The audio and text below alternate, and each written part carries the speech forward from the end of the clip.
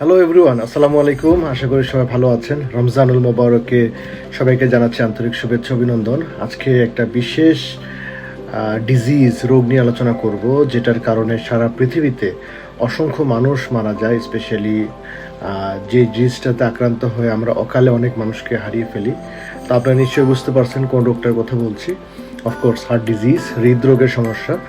তো কিছু বিষয় আছে যেটা যদি আমরা এখন থেকেই পালন করার চেষ্টা করি, আমরা যদি এখন থেকেই প্রতিরোধ করার চেষ্টা করি, তাহলে আমরা সেই জিনিসটা থেকে মুক্ত থাকবো, নিজে মুক্ত থাকতে পারবো এবং আমাদের যারা আপনজন তাদেরকেও মুক্ত রাখতে পারবো।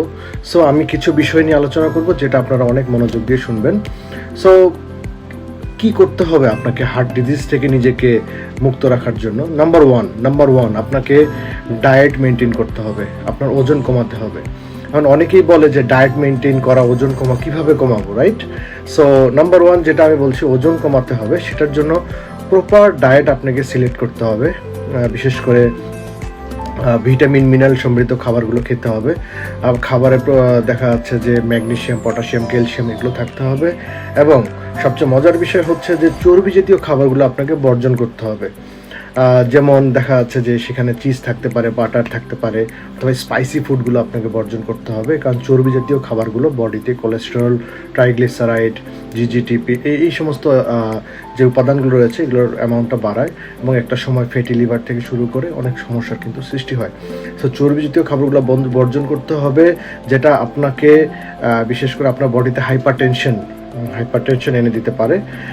সো উচ্চ রক্তচাপ প্রতিরোধী যেই মেডিসিনগুলো রয়েছে সেগুলো তো আপনাকে সেবন করাতেই হবে যদি আপনি উচ্চ রক্তচাপে আক্রান্ত হন। বাট আপনাকে অবশ্যই ফ্যাটি খাবারগুলো বর্জন করতে হবে এবং আপনাকে প্রচুর পরিমাণে ফাইবার জাতীয় খাবার খেতে হবে, যেটা আপনার ডাইজেস্টিভ সিস্টেমটাকে ভালো রাখবে, বডিটাকে ফ্রেশ রাখবে, আপনার প্রেশারটাকে নিয়ন্ত্রণ রাখবে। এবং অবশ্যই দেখা যাচ্ছে যে কিছু ড্রাই ফ্রুটস আছে, সেই ফ্রুটসগুলো আপনাকে খেতে হবে, যেগুলো আপনার বডির ইমব্যালেন্সটাকে ব্যালেন্স করবে। এই হেলদি ডায়েটটা আপনাকে বিশেষ করে হার্ট ডিজিজ মানে হৃদরোগের ঝুঁকি থেকে আপনাকে মুক্ত করবে।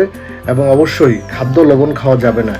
আমরা খাবারে যে লবণ এক্সেস ব্যবহার করি, এটা আমাদের ব্লাড প্রেশারটাকে বাড়িয়ে ফেলে। এই খাবারের লবণটা খাওয়া যাবে না, ঠিক আছে? নাম্বার টু যেটা আমাদেরকে ফলো করতে হবে, প্রপার সময়ে আমাদেরকে ঘুমোতে যেতে হবে। তার মানে মিনিমাম 8 ঘন্টা আপনাকে ঘুমোতে হবে। এই সময়টা হতে পারে রাত্র 11টা থেকে সকাল 4টা, 5টা থেকে 6টা। এই সময়টা আপনি ঘুমাবেন এবং এই সময়টাতে কোনো প্রকার ডিস্টার্ব হওয়া যাবে না। তাহলে আপনার বুক ধড়ফড় করবে না, আপনার মাথা ব্যথা করবে না, আপনার মন বিষণ্ণ থাকবে না। তার মানে এটা হচ্ছে আমরা তৃতীয় স্টেপে চলে গেলাম, স্ট্রেস ফ্রি রাখতে আপনাকে সহযোগিতা করবে। এবং অফকোর্স নাম্বার 4 যেটা আমি সবাইকে বলি, সেটা হচ্ছে আপনাকে এক্সারসাইজ করতে হবে। You must do exercise to look yourself better. আপনার ফিটনেস ভালো রাখার জন্য, অফকোর্স আপনার বডির ব্লাড পাম্পিং, রক্ত যেই সঞ্চালন প্রক্রিয়াটা, সেটাকে ভালো রাখার জন্য আপনাকে অবশ্যই ব্যায়াম করতে হবে।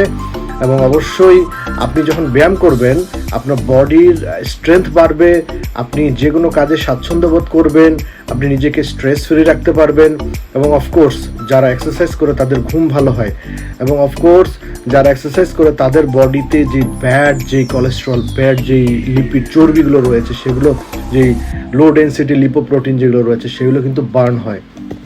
So please follow this, because আমরা চাই না অসময়ে অসংখ্য মানুষ পৃথিবী থেকে চলে যাক। বিকজ ট্রিটমেন্ট আপনি করবেন, but prevention is better then cure. অল্প বয়সে যদি আপনি আপনার প্রিভেনশন শুরু করে দেন, তাহলে শেষ বয়সে গিয়ে আপনাকে এতটা ভোগান্তিতে পড়তে হবে না। So thank you so much. সবাই ভালো থাকবেন, সুস্থ থাকবেন, of course stay safe. Thank you so much. Bye bye, সালাম আলাইকুম।